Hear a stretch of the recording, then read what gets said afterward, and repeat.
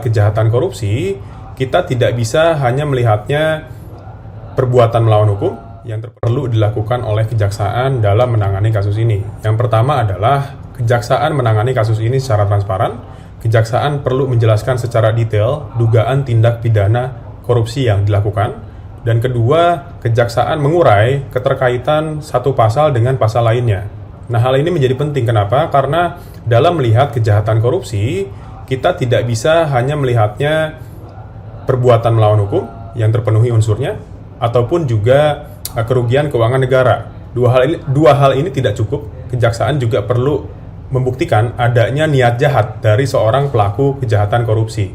Nah, jadi sekali lagi kejaksaan perlu membuktikan, dan yang kedua adalah kejaksaan perlu menjelaskan kepada publik agar isu ini tidak menjadi bola liar di tengah-tengah masyarakat.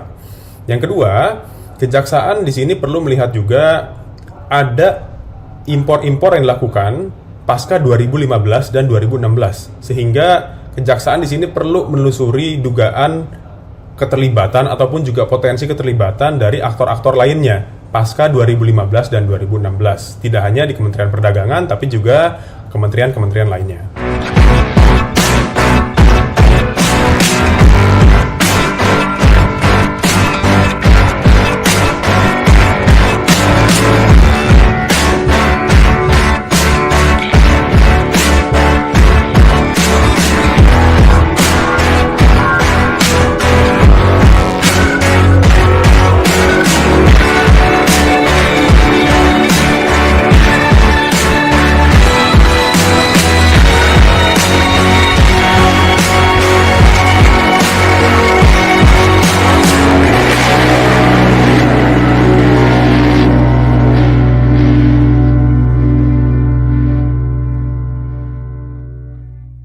Saat menangkap, mengumpulkan, dan mengolah peristiwa, secara paksa oleh penyidik, kami kerahkan upaya terbaik. Ketika menyampaikan berita serta informasi, kami tak sekadar menyapa.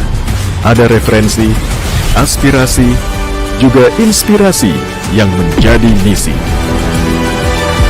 Sapa Indonesia di Kompas TV.